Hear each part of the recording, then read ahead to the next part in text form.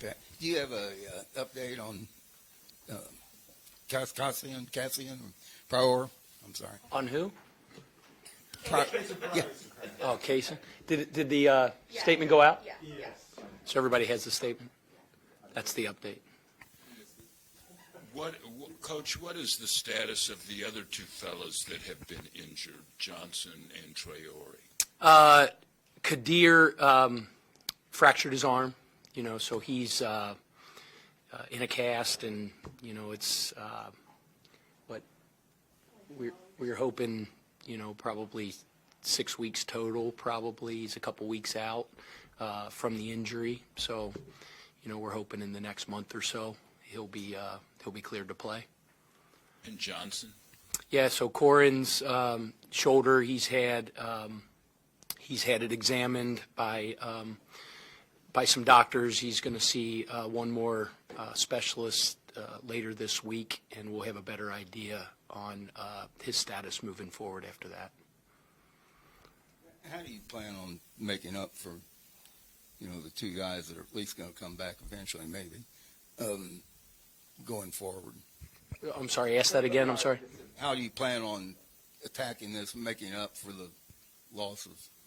Yeah, I mean, we're in the midst of kind of figuring that out right now. Obviously, what we had feared about Kasean came to fruition, and that's just kind of the nature of the beast, and that's sports, that's life, and it changes the complexion of our team. And obviously, having a couple other guys out like Kadir and Corin and now Kasean, it's some things that we have to adjust to quickly, because we have a very, very good, physical, tough, well-coached team in Ole Miss coming in tomorrow. So, that's one of the great things about sports and adversity. It's a microcosm for life, and our guys have an unbelievable mindset as we attack these 2 days, coming off, 3 really tough games down in the Bahamas. So, a big part of the last 24, 48 hours is, having our guys just, freshen their minds and bodies and recover physically, and at the same time, pour ourselves into preparation for the Ole Miss game. So,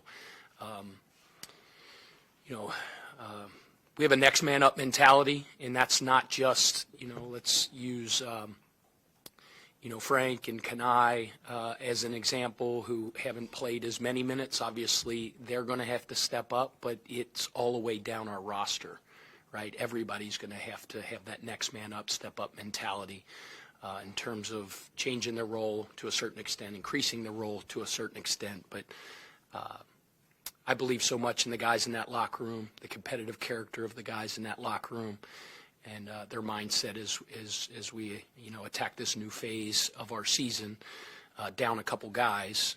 I know we'll respond the right way, and I'm excited about seeing us compete tomorrow at 9 o'clock? At 9 o'clock.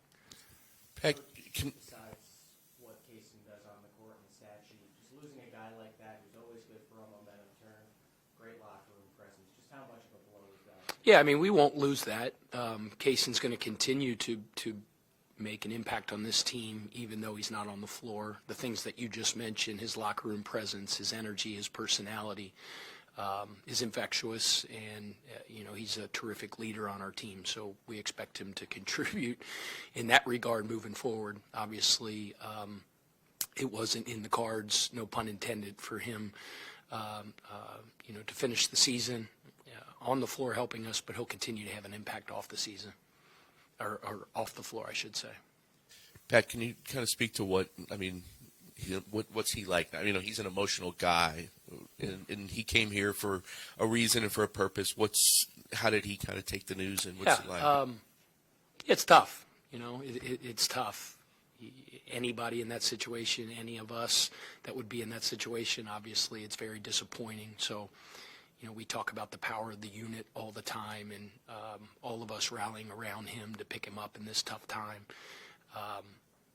But he's a high character kid with a very, very, very bright future. He's going to make an absolute 100% full recovery and be bigger, better, and badder than ever.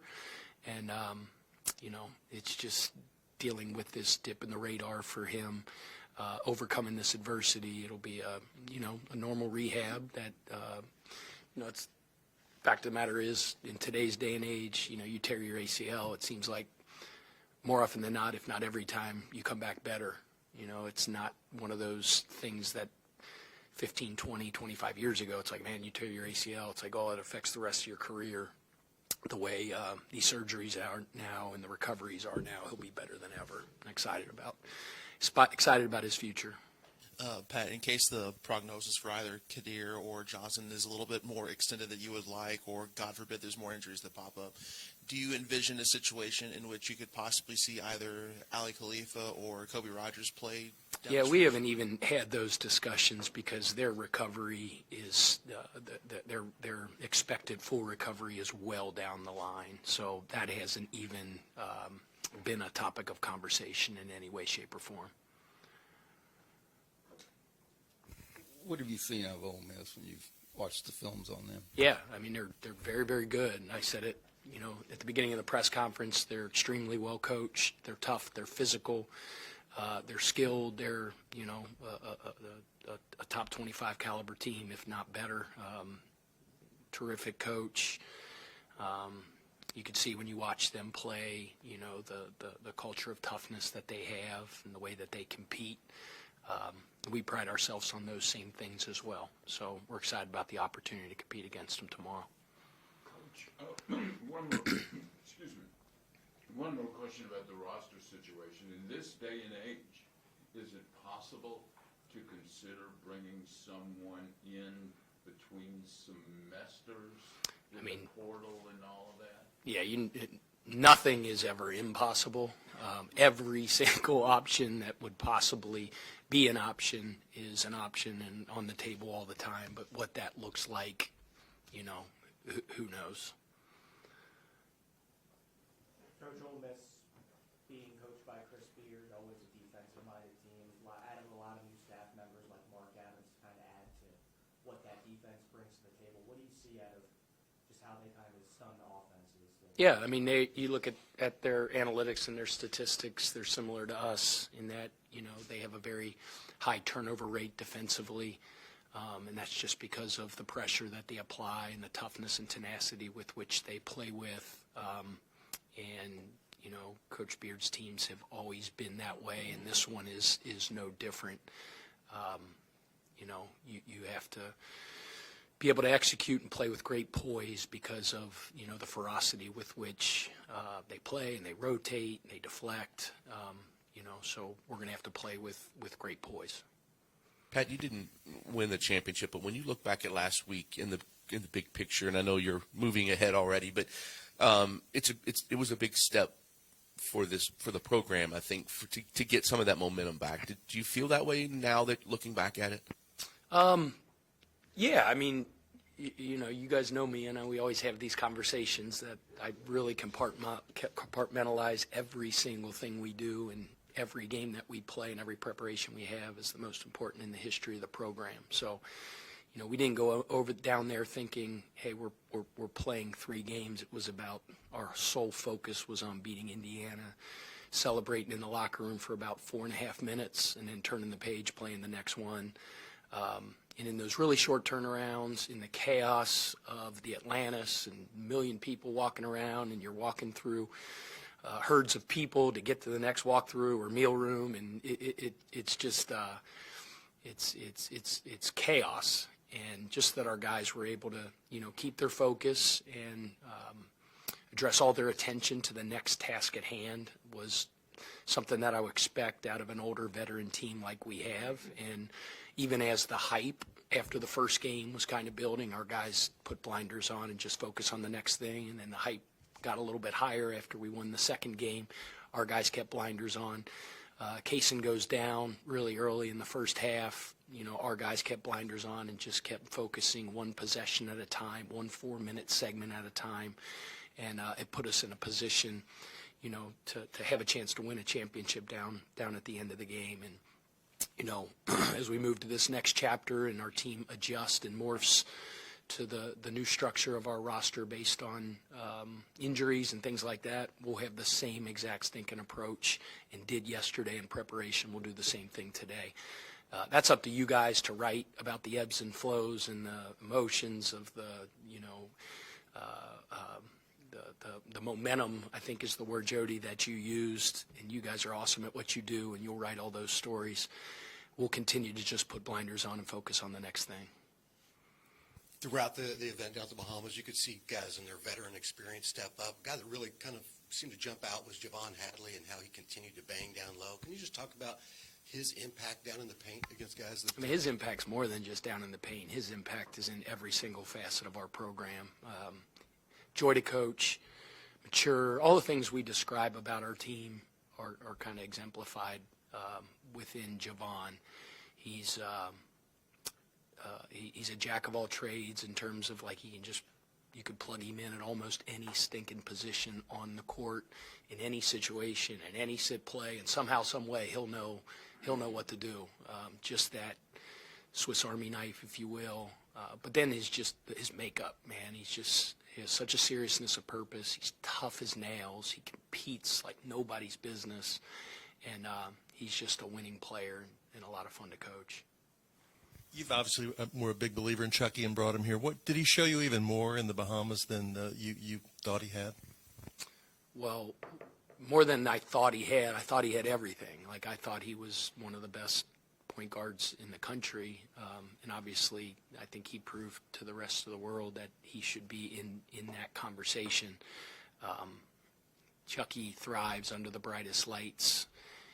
Obviously he was well aware of the stage that the battle for Atlantis is in the early part of college basketball season. He understood that a lot of eyes were going to be on that tournament, and he took it personal as an opportunity to prove himself, and we all saw what he did. He was terrific throughout the course of those 3 games.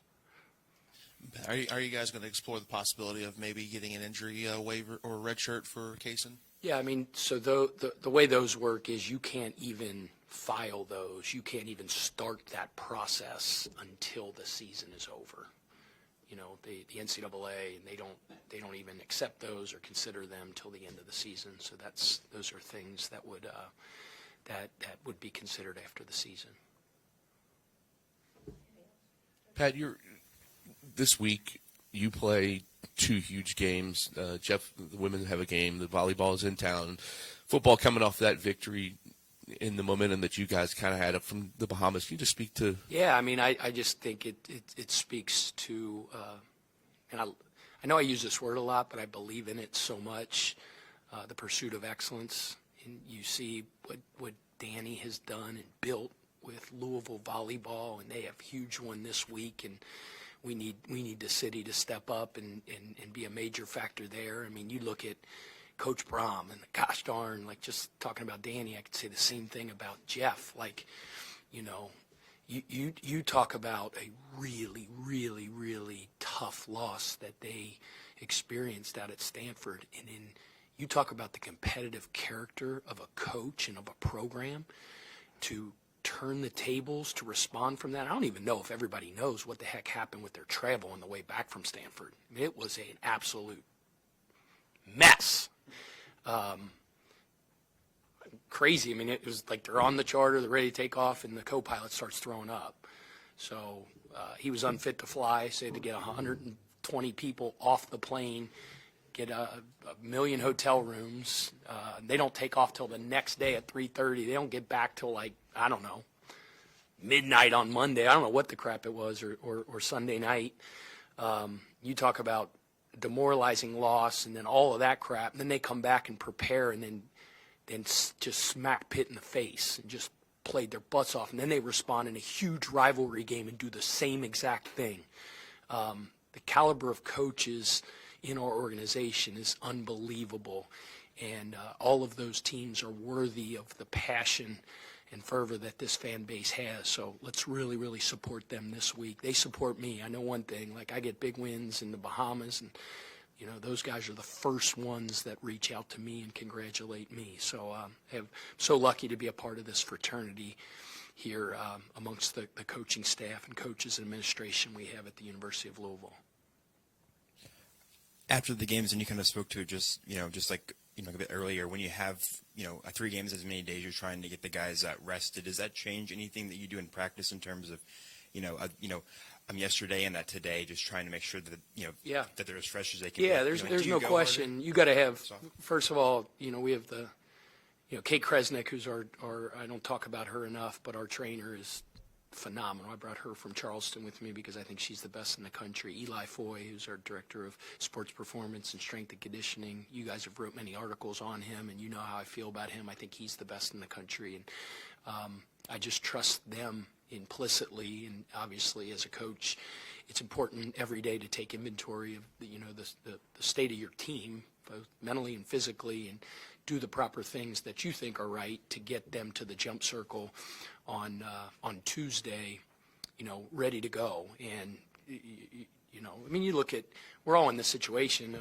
Ole Miss, I think they played the same thing. I think they played 2 games, and so they have the same kind of short recovery as well. And so it's not any different with us. But it's important that we're excellent in our process of preparation for those guys. But we came out of that thing pretty banged up. No excuses, no explanations. I'm not asking anybody to feel sorry for us, because I told the guys yesterday, outside your circle and there's people close to you, Coach Prosser used to say half the world could care less about your problems and the other half are glad you have them. So we're not asking anybody to think and feel sorry for us, but we'll have 2 great days of preparation, and like I said, we're excited about the opportunity to compete tomorrow night. Building off of that question, how important are people like Kate Kresnick and Eli Foy when you go into, playing 3 games in 3 days and, just have a truncated schedule of games overall? Yeah. I mean, they're elite at what they do, and I'm lucky to have them on our staff, and they do a great job of taking care of our guys and getting their minds and bodies ready to compete. Coach, the three-point shooting has not appeared to have been quite as effective percentage-wise as we might have thought based on previous performances and stuff. Do you have a theory about that, why that is? Yeah, we played pretty well, didn't we? Played pretty well. I mean, we put ourselves in a position to win a championship. I just believe in our guys. I believe in the back of the bubblegum card, and we're generating big advantage shots and rhythm shots. I sleep like a baby and smile and don't blink a stinking eye if we're working to generate those shots and they don't fall. It's a make or miss game sometimes. So, yeah.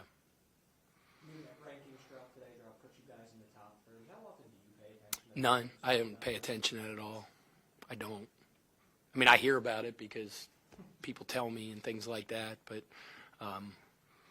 results take care of themselves if you're laser focused on the process. And if that means we played really well over the last 3 days and they put us number 1 in the country, great. But it doesn't matter. It's all about the next one you play. You kind of talked about at the end of that game on Friday, you mentioned that the guys are crushed, to have that loss. Do you feel like, how have you seen them kind of take what happened in that game and kind of try to build off it? Build off heading into, everything. Tuesday night. We have an opportunity every time we compete, whether it's against a non-1 team in the preseason, to review those games and look at what we did well and show those guys that so we can build on that, and then look at the things that we didn't do well and work hard to fix those things. So, yes, every single game we come out of is an opportunity to get better, and we'll use the things we did well to build on, things we didn't do well to clean up.